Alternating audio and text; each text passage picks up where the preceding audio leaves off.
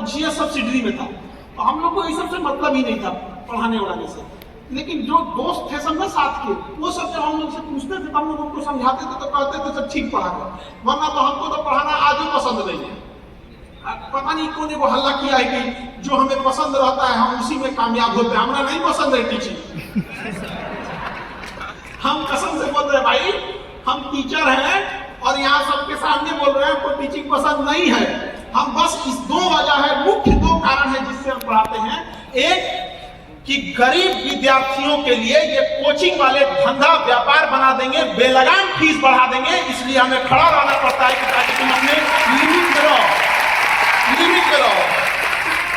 पहला कारण ये है। दूसरा कारण है कि जिन बच्चों की स्कूलिंग अच्छी नहीं हुई, चाहे वो स्कूल अच्छा नहीं था या उनके घर पे पैसे नहीं थे जिससे कि अच्छे स्कूल में जा सके, तो जिनकी स्कूलिंग अच्छी नहीं है, पढ़ने में कमजोर है, उन्हें समझ में नहीं आती है, तो बैक बेंचर सबको एक उम्मीद रहता है कि मास्टर हमारा नहीं समझा पाएगा, खान सर समझा देंगे। तो ये उम्मीद रहता है, तो कितना टेंशन में रहता है।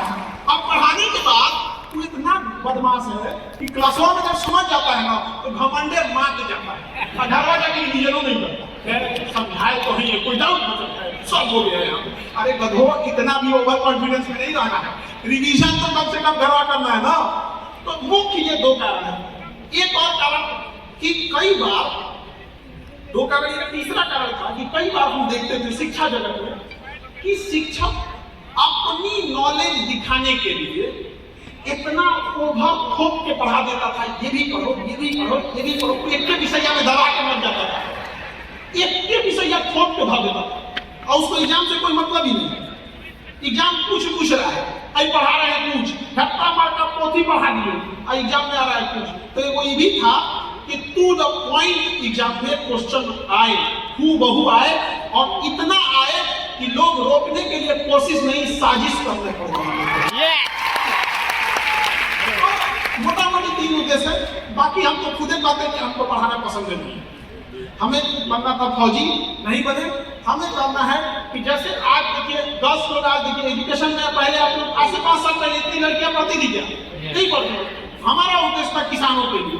हम चाहते हैं कि किसान सबको अपना 4 व्हीलर पे किसान घूमे और धोती पे जाए शोरूम पे खरीदने के लिए, वैसे ही हवाई चप्पल एक ओर से एड़ी के दबाव से घिस गया हो।